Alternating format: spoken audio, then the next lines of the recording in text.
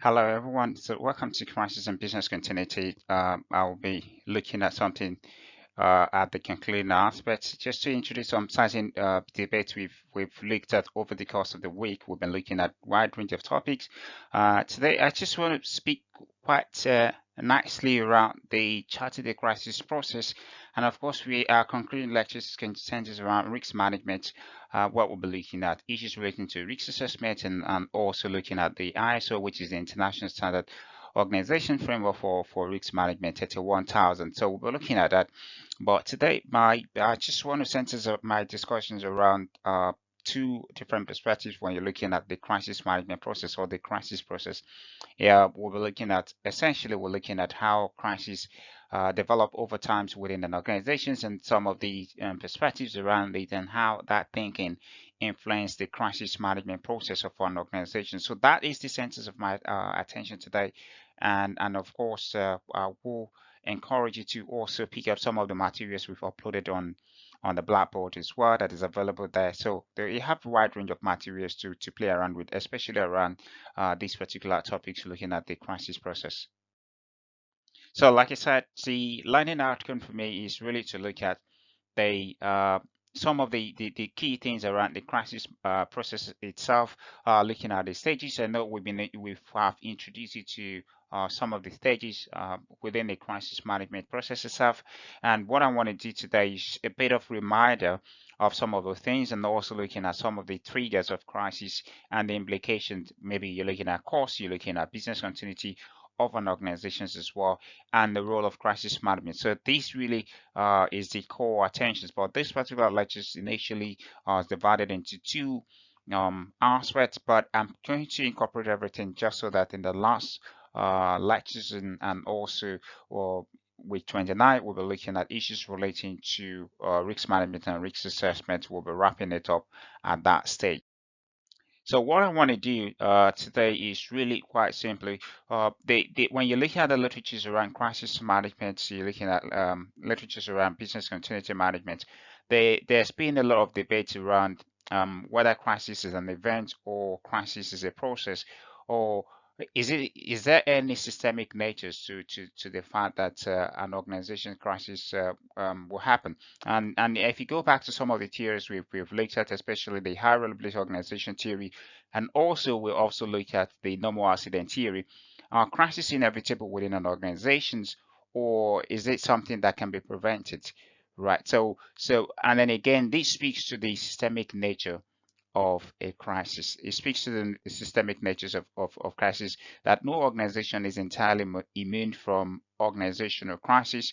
And and there has been a whole lot of typologies in terms of when you're looking at classifications or definitions of crisis. We've looked at that in the previous week, but I'm just trying to draw your attention to the fact that you have to look at especially when you're looking at crisis management. If you take a system views, I guess that's the point here.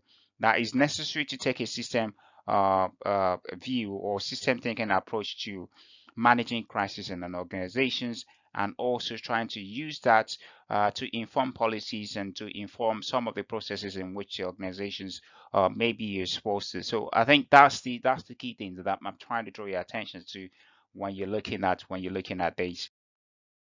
Now, returning to the key, this is central to my discussion today. Uh, are you looking at crisis management process itself? You're looking at crisis as an event or crisis as a process. And there are two different perspectives that prominently features within the literatures, and that is the event view, which is event view of crisis, and also the second one, which we're going to look at later, is the process view. The event view of crisis looking at issues relating to catastrophes or natural disaster, for example. Look at crises as unpredictable surprises. They look at crisis as something that is unpredictable surprises, something that is unexpected, that can have a dramatic impact, that can have a major impact on the organizational objectives or goals. And of course, So it has very little or short warning time frame. So this is the event views. There's a lot of writings around crisis management, thinking that they frame crisis management process, crisis management within the event perspective. So and so sometimes the event view of crisis management is technically reactive in nature. You're looking at handling the crisis once it's become acute. So this is the thinking, because the thinking is that crisis is something that happens suddenly, or something that is unpredictable, or that has element of unpredictability, or short warning time frame. And when you're looking at things like maybe natural disasters, like and or related type of disaster, that possibly we fall under the event views. But some other writers within the crisis management literatures have also alluded to the fact that certain type of organizational crisis uh, eventually in natures, and so that they believe that crisis is as a result from that event itself. So this is one school of thought when you're looking at the charting of the crisis process itself. That you're looking at the fact that crisis has that element of unpredictability, and also the management of it is quite reactive in nature. So this is something to bear in mind when you're looking at managing crisis within an organization, and what measures and what procedures you can put in place to deal with crisis. So I'm just going to leave that and of course go to the second point around the process view. So we're looking at and I'm going to ask you to think very carefully which of these view that you believe is much more useful, and of course I'm going to draw my thoughts around the two processes as well, and we'll take it from there. So again, so looking at the point I was highlighting around the event views, like if you look at the Sendai earthquake, for example, big earthquake, and then of course the fact that there are instrument in place now to to give warning signs ahead of times, but sometimes some of these warnings may go unheeded, and at other times it may go maybe sometimes lack of cooperations from different stakeholders who are required or needed to manage the crisis may also hinder stuff. So with the event view, you're looking at issues like I've mentioned relating to maybe natural disaster, but of course thinking about natural disaster itself. If a disaster happens, a natural disasters like earthquake happens in an isolated environment or in an island where there are no property damage, where there are no human loss, there are no asset whatsoever that is affected, no business is affected. It just happened in an island. That event in itself may not be classified as a disaster, because a disaster, and that really speaks to the um, construction or the conceptualization of the term disaster itself, because the question then is, are disaster what we call disaster? Because if, like I've mentioned, if you have to measure it based on impact, based on the magnitude of the damages that is being caused, and therefore when you take all this into considerations, so some of the things that you want to then left up with is that you need to very carefully think about what then is a disaster for the organizations. But one of the things that what has been said is around the fact that the more a country is prepared, the more likely infrastructure we survive in terms of earthquake. And if you take that to organizations, remember when in the previous week when we were speaking about crisis-prone organizations. So you're looking at crisis-prone organizations and organization that has maybe continuity plans, that have crisis management plans, that has risk management plans in place, will be much more prepared to deal with crisis, or it's expected that those organizations will be much more prepared to deal with crisis, to deal with disasters, compared to organizations that are not that don't have any measures in place whatsoever. And that really is at the heart of what differentiates a crisis-prone organization from a crisis-prepared organization. This is not a rocket science, but crisis management is a deliberate effort by organizations to make sure that there is right tools, there's right approach, processes in place to deal with the aftermath of any disasters or crisis that the organization may be experiencing. So that is the point that I'm trying to make. And of course, when you come to the second perspective, and at this stage is where I'll be asking you to reflect on what I've said around the event views of crisis, and where we're looking at the second point, which is the process view. So with a process view of crisis, remember the topic is around charting the crisis process. When you're looking at the process view of crisis, so this is about non-natural catastrophic event, incident, or human-induced related type of crisis. And there's the assumption within the literatures that there is a transition from a process to a much more if it is not handled, and then it develop into a bigger problem. So there is the chronological phases within that particular process. So you could be looking at maybe mega damage, for example. You could be, in a way, the process view is technically seen to be more proactive because you're trying to preempt what is likely to go wrong, what could go wrong, what could be what could the impact be, and what are the measures that can be put in place to mitigate this if it were to happen, and what should the organization do, and who has ownership for that. And of course, when we're looking at the concluding work around risk management, I will be explaining that when we're looking at risk assessment and risk matrix as well. So you're looking at how you handle the crisis before it happens. So this is what the process view, and that's why it's been seen or purported to be seen as much more proactive ways of dealing with crisis.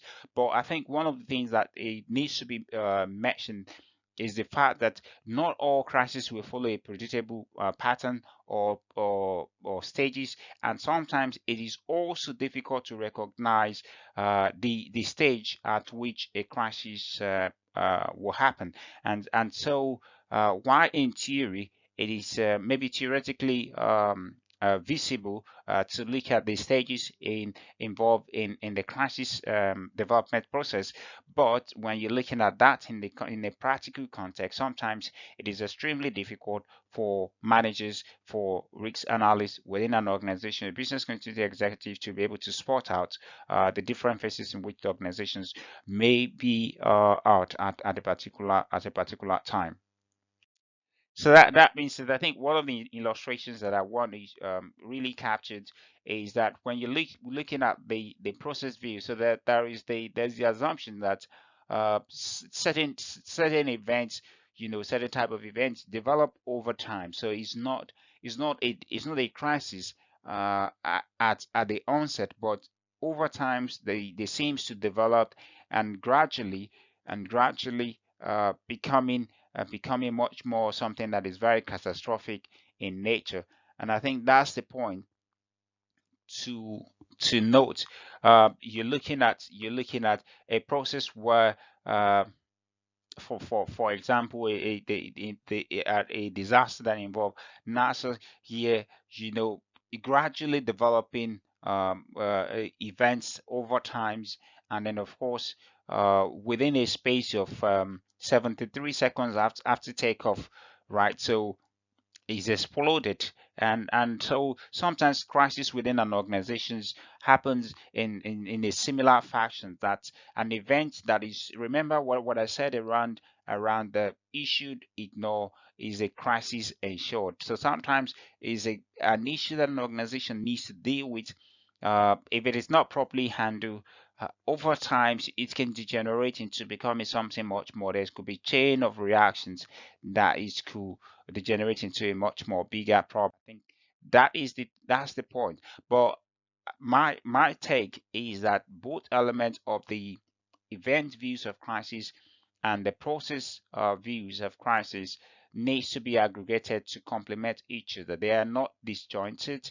They are complementary in natures, and you can start to bring those perspectives together and use that knowledge, use that thinking to help the organizations to be much more robust in dealing with any possible disruptions, any possible incident that may have an impact on the business continuity of an organization. And so that's why I said, rather than maybe looking at these as a polar opposite, they should be considered as something that is complementary.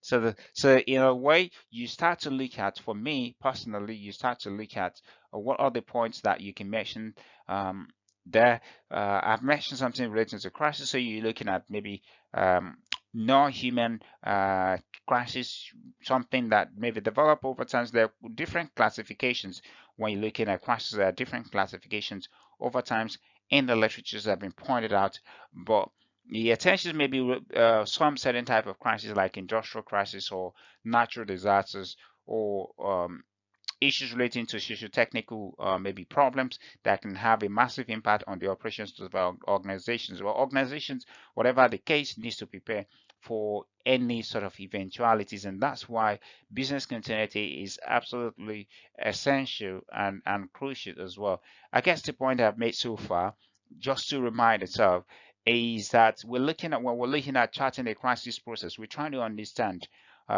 what process, what is the different ways we can see, we can view crisis, what are the different ways we can look at crisis within an organization or for an organizations, and present to you the event and the process view, and suggesting that the event views is looking at crisis as something that is very sudden, something that is has that element of unpredictable surprises, and in a bit much more reactive in nature technically. But when you're looking at the process view, is seen as suggesting that crises develop gradually over times within an organization, and therefore warning signs can be spotted and can be corrected as well. And that's why I will also maybe speak to that element as well later on before I wrap these particular lectures up. So the final comments on these was to suggest that both events and the process views are complementary. It should be seen as complementary rather than something that is disjointed. And so if you go back to like the process views of crisis, you're looking at there are different models, there are different frameworks. We've looked at some of those before. This is just a reminder. For example, like the Bartonas in 1976, but then models of disaster incubation, looking at the notionally normal starting point of a crisis happening, and then gradually going to incubation period where it is building up, and then that could lead to uh, the third stage, which you can see there. We are looking at the precipitating of events, and that can, if it's not properly handled or corrected at that stage, you're looking at onset of the disasters, and the point you then be looking at rescue and salvage and full cultural adjustment. Because once a crisis has happened, there is need for organizations to take stock, to look at what went wrong, what they could do differently, and then what sort of measures, what sort of processes needs to be put in place to make sure that these type of incidents do not happen again. So that is something that is really essential for an organization to think and take into considerations as well. So that being said, you're looking at when you look at the Barthelme's models, as I try to explain. So it's about you're looking at the notional normal starting point. So you're looking at is a stage where the organization is experiencing is a nature cultural accepted belief and about the environment or hazard that is there within that particular business environment. So it's at this stage that organizations are formulating maybe rules and code and all sort of things as a precautions, right, to guard against any particular threat. But one of the things that I will encourage you to do is to go and read it up. Go and read these particular Bartolo's works on disaster incubations and his school. His books on man-made disasters, very interesting books to look at.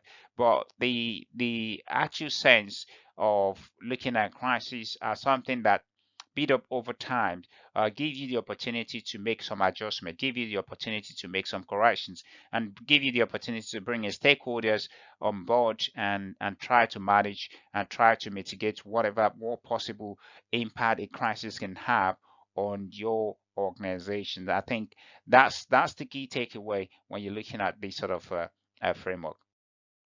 Again, this is like I said, it's more like a reminder. So you're looking at the think crisis cycles. So looking at the protomal stage and acute and chronic resolution stage. We'll look at some of these frameworks in the past. I'm just bringing it to your attention just to remind you, look that some of these frameworks fall within the process views of crisis, right? Some outside the process view fall within the event views of crisis, whereas some fall within the process views of crisis. But with my explanation so far, I'm sure that you'll be able to possibly capture which of these framework fall within a particular view, a particular school of thought, or not.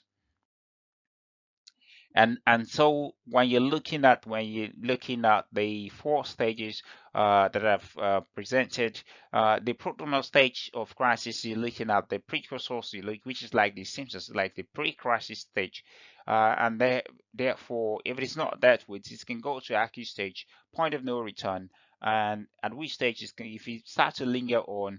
It could have a major impact on the organization. So you just kind of compare this to someone who is sick, right? So there's a whole lot of things to learn from this, and I believe that apparently there's a whole new set of thinking around it that can help organizations to mitigate the impact of crisis on their organizations. So this is kind of sum it up in a little bit. Sum it up. So you're looking at incubations, the operational stage, and the legitimization stage, which is like the response stage. This obviously is more like the pre-crisis and crisis and post-crisis phase.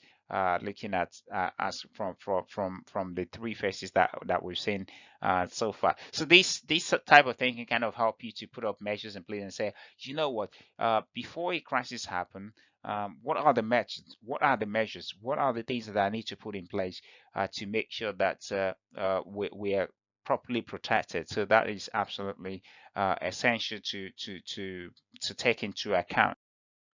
And so, like I said, as a reminder, we've looked at some of these before. Uh, there are different stages in some of the frameworks that there. This is just an example. The list is endless. There are frameworks that have been proposed, and essentially you can categorize them around pre-crisis, crisis, and post-crisis, and you can put up those stages. And you can compare them. Some has like six stages in total. Some has like four. Some has like three. But my point, though, is not just about these stages. It's just to understand that actually some of these frameworks fall within the process view of crisis or the event views of crisis. And so I believe maybe finally, like I've mentioned, so one of the ways that you can help organizations and business to deal with the outcome of any crisis, you have a proper plans in place to deal with any recovery efforts. You have a very strong, robust crisis management team, making sure that your crisis communication teams is also ready and appropriately trained, and of course ensuring that you have a very good understanding of how the risk appetite within the organization, that to make sure that the organizational process and the business continuity aspect of the organization is completely embedded within the organizations as well. So these are some of the things that needs to be taken into account. I believe once these have been able to be achieved, you can help the businesses, and there are tools, and of course some of those tools as well I'll be exposing you to. And when I look at the lectures around the risk management process, well, specifically we're looking at ISO 31000, where we're looking at risk matrix and also looking at risk assessment process as well. So like as I mentioned, so you're looking at crisis and you're looking at pre-crisis, and of course you're looking at the crisis phase and recovery. So one of the things that you should take into account is that before a crisis happens, this is at the pre-crisis stage. So is at this stage you want to do one, you want to have your crisis management plans, you have to have your business continuity plans, you want to have your you've done proper maybe risk assessment at this stage to know areas in which the business is exposed to risks, and what some of the measures that can be put in place to mitigate the impact if these things were to happen. And so that is at the pre-crisis stage. At the crisis stage, you are reacting at this phase. You are dealing with the issues and this may be an ongoing thing. It may not just be one off, and so it is important as at this stage that you deploy those things that you put in place in your plans. You activate those plans and you put them to task, and you try to, and of course crisis call for flexibilities as well. So it's not about rigidity. Thing that the father, okay, this is we've realized that we're going to do it X, Y, and Z, but you need to also make sure that you're able to do it in a way that is quite flexible and is quite responsible to deal with the impact as well. And that recovery, this is a phase where you're making sure that, of course, you're getting back the organizations to its previous position before the crisis events happen. So these are some of the things that I really want to share with you today. And I believe that, of course, you need to understand what crisis mean for your organizations, and what are the things that you can do to deal with the impact if this were to happen. So that's that for me. If you're able to deal with the crisis effectively, of course, you get your success. Otherwise, is a failure, and that can obviously impact on the bottom line operation in terms of cost implications, and as well as maybe repetitions, supply chain aspect of the organizations, and different components of the organizations as well. These are really something that organization needs to take into account. So if you get it sorted, of course you succeed, you thrive, and that's really important. The objective of crisis is to contribute to the organization own overarching goals to help the business to remain competitive, to help the business to keep going without any major incident. So that's one of those objectives you can find in crisis management. So like I said, just a bit of recap. So we know that crisis can increase the risk of failure of an organization. So it is really important to have a very clear ideas and very clear visions in terms of the directions of in which the organization is going as well. So these are really important things to take into consideration.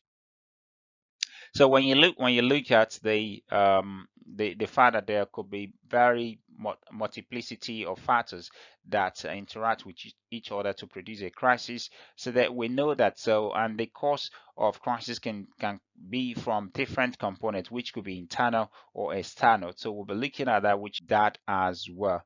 So we'll be dealing with that, and then of course you're looking at the internal. We're looking at it could be human, it could be organizational, it could be technical, and you'll be looking at regulatory infrastructures or preparedness as well, which can have an impact on the crisis management process of the organization. So that is something to take into consideration. So when you're looking at HOT, which is human, organizational, technical aspect within the internal aspect of the organizations, or externally, for example, issues relating to regulations can create problem for an organization. Or infrastructural issues or preparedness can also create an different implication for an organizations as well. So I think finally for this, we could discuss this at length, but I don't want to dwell so much on that. You could pick up the slide and read that aspect. But I guess the point to make is that if you remember the looking at the normal accident theory and the high reliability organization theory, they found that the complexity of an operations or the tight coupling system of an organization, for example, can have a major impact as well on the organization in terms of predictability of crisis for that particular organization. But the understanding of this can actually help us to think very carefully and see what what measures we can put in place to mitigate the impact of crisis on our organization. So that's the point to take into account. So I've mentioned regulations, things like rules and um, guidelines and also laws can have an impact on our organizations, and that's why organization needs to be very careful looking at the legal risks that the organization may face, and also carefully put up some measures in place to mitigate the impact of those.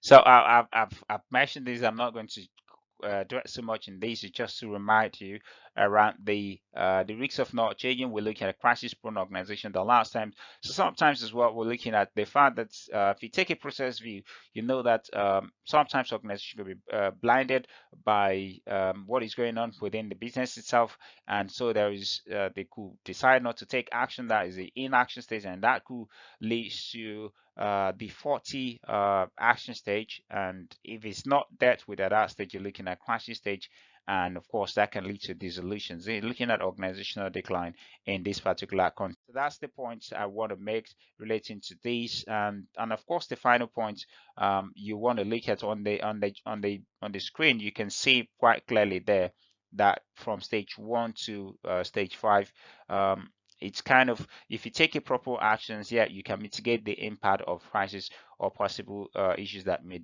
degenerate into a bigger issue for an organization. So this can be dealt with. And of course, you can go back, of course, and read through these aspects. I believe this is just like a reminder of some of the things that we've looked at in the past. The recent adjustment models of organizational declines. It's just a reminder of these, looking at ways in which to kind of help us to think more carefully how we can avoid decline or major crisis for an organization, because you want to know that every organization can have that blind spot as well, and if it is not opened up for scrutiny, and that can lead to a bigger problem or bigger issue for the organization. So that's the point. But if you take corrective actions and take proper actions, you can prevent the crisis and prevent the organization from solving this as well. And of course, yep, you could read through these particular frameworks and see what better insight you can get from there to inform the management of crisis within an organization. So the major areas within the framework itself is stage 1 and 3. So it's the blinded stage, and the inactions and the 40 actions stage that is much more critical. But you don't want to get to a stage where you get to this point where the crisis has happened, the cost is very impactful on the organizations, and that can if it's not handled properly, it can lead to dissolution of the business. So that's the point that we see the Johnson model is trying to present. But of course, I've mentioned things relating to the cost, stage, repetition, profit, and of course resources as well could be affected. So there's no need to dwell so much on this. I'm just going to wrap it up at this stage and just encourage you to engage, and then of course to pick up the readings around the risk management lectures as well. Well, about I looked at the issues relating to risk assessments, and also looking at issues relating to risk matrix as well, and the functionalities of that within the context of an organization. But just to recall what I've said so far. So we've looked at charting the crisis process, and we've also looking at the two major views around perspective around charting the crisis process, which is the event views of crisis management and the process view. And of course, I said one is a bit much more like a reactive. If you take an event view, for example, and the other seems to be much more proactive, and that seems to be like the process view. Understanding the fact that maybe the crisis is something that develops over time, but there are some criticisms around the process views, which relates to the fact that it is difficult in practice to know at what stage an organization is under a live business environment. So that could be very, very, very problematic for risk manager or crisis manager within an organization. Well, that's the points that I really want to highlight. That both views in the context of what I've said so far are complementary in a way. So thank you so much for joining me today, and of course we're going to see you next times where we'll also be discussing another interesting topic. But of course, thanks for some of the feedbacks that we've received so far, and then of course I'm glad that you find the lectures, you also find the materials very, very useful and very interesting as well. So thank you so much. I will see you again next time. So thank you.